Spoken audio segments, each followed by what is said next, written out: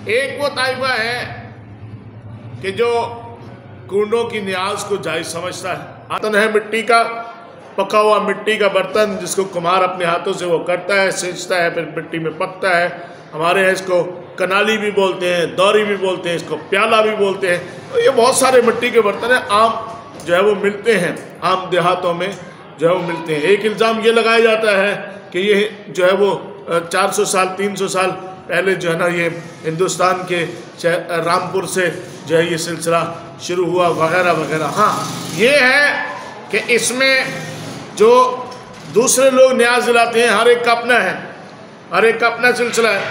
अब मैं ये समझता हूँ कि ये जो लोगों ने कहा ना इसको यहीं खाएं, घर नहीं लेके जा सकते, क्या मतलब कि एक शख्स ने न्याज पकाई, अपने घर में खीर बनाई और उसने बर्तनों में डाल दी, दस्तरखान लगा दिए। अच्छे घरों में, हमेशा बड़े घरों में दस्तरखान बिछ के उस पर लोगों को बिठा के खिलाया जाता। अब दस्तरखान लग गया, प्लेटों में खीर डाल दी। अब प्लेट बोल रहे, हम तो कुंडा बोलते हैं, प्याला बोलते हैं, तो उसमें खीर डल गई। अब जिसने खाया, जिसने नहीं खाया बोले मैं तो घर ले जा रहा हूँ। तो उसमें जिस तरह मस्जिद का पानी, क्योंकि पहले पानी की दिक्कत बड़ी थी, कुएं से निकालो, वहाँ से लेके आओ बना, तो इसलिए कहा कि मस्जिद का पानी नहीं ले जा सकते, खबरदार। तो इसी तरह ये मुखासमा जो है ना, इसको दूर किया कि खबरदार भाई, इसको यहीं खाओ बैठ के, घर नहीं ले जा सकते, कि अगले बंदे के घर के बर्तन ही ले जाएंगे सब।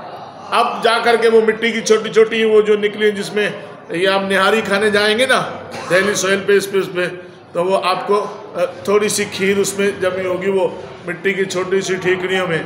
और हमारे यहाँ बचपन में इन्हीं ठीकरियों में जब ये सब डालते थे, उसके साथ एक छोटी सी कुज्जी होती थी जिसमें पानी डालते थे, और बाद में बच्चे जो ना इसी की तकड़ी वट्टी बना लेते थे। ये एक this is the cultural thing, ये कल्चरल है, ठीक है। आप अंदरून सिंध जाएं, बलूचिस्तान में जाएं, बर्तनों की हैयत बदल जाती है।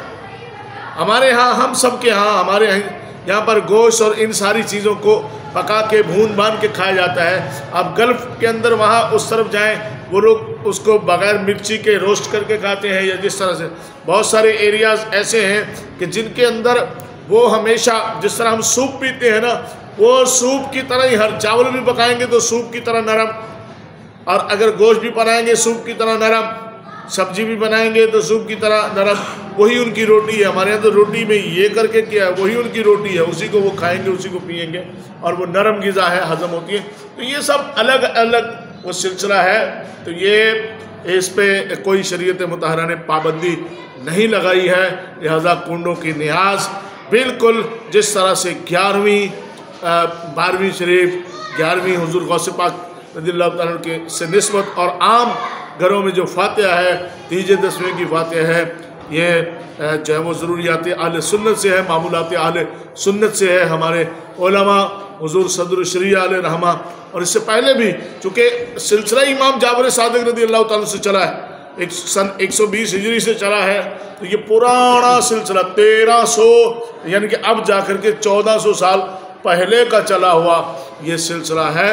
इस पर कोई किसी तरह की नहीं है। और अहले सुन्नत हज़रत अमीर मुआविया रज़ियल्लाहु ताला अन्हु की जो है वो हिमायत में सबसे ज़्यादा जो इस वक्त भी खड़े हैं वो अहले सुन्नत खड़े हैं। अहले बैत अतहार की हिमायत में सबसे ज़्यादा जो खड़े हैं वो अहले सुन्नत है। अहले बैत अतहार वो सबसे ज़्यादा अहले सुन्नत, उनसे मोहब्बत करते हैं, अक़ीदत रखते हैं। सहाबा इकराम से सबसे ज़्यादा अहले सुन्नत अक़ीदत और मोहब्बत रखते हैं। तो हज़रत अमीर मुआविया रज़ियल्लाहु ताला अन्हु की इहानत तौहीन कोई अहले सुन्नत सोच नहीं सकता। कोई सोच सकता है? हम लोग सोच सकते हैं कि एक सहाबी रसूल है और उसकी इहानत तौहीन हो, तो हम इहानत तौहीन नहीं। हाँ, इसमें तुम जब वो चोर रास्ते से दाखिल होने की कोशिश करके तुम हमारे यहाँ जो फातिहा है, जो 11वीं शरीफ है, इस चक्कर में तुम इसको बंद करवाने के चक्कर में तुम उसको भी लपेटते हो और इसको बिदअत कह करके तुम जो है वो जान छुड़ाते हो। और वैसे ही हमारे लोग हैं जो तहकीक की तरफ नहीं जाते। तो अलगर्ज कुंडों की न्याज, और उसमें हम तमाम सहाबा को इसाले सवाब करते हैं। उसमें हम जो है वो आदम अलैहिस्सलाम से लेके क़याम क़यामत ईमान वालों को बख्शते हैं, मुसलमानों को बख्शा जाता है। और यही कुरान का वतीरा भी है, यही कुरान की तालीम भी है कि जो बाद में आने वाले हैं वो अपने से पहले जाने वालों के लिए दुआए बख्शिश करते हैं, दुआए मग़फ़िरत करते हैं। इसको हम फातिहा का नाम देते हैं इसलिए कि इसमें सूरह फातिहा पढ़ी जाती है, कुल शरीफ पढ़ा जाता है, इसलिए ये फातिहा कहलाती है। तो न्याज खाने की चीज़ को और मन्नत की जो है ना पूरे होने पर कुछ भी बांटा खिलाया जा सकता है। लिहाजा कुंडों की न्याज बिल्कुल जायज़ है। 11वीं शरीफ बिल्कुल जायज़ है। तीजा फातिहा, इसाले सवाब की ये सारी महफिलें शरीयत मुताहरा ने कहीं पर भी इन पर पाबंदी नहीं लगाई। जिन्होंने पाबंदी लगाई है उनके वो कहते हैं कि पीड़ा और तो फकियाँ और तकलीफ़ें और हैं, दर्द और है और मामला जो है ना वो और है। खुदा अहले सुन्नत को आबाद रखे। मोहम्मद का मिलाद होता रहेगा। व आखिर दावाना अल्हम्दुलिल्लाह।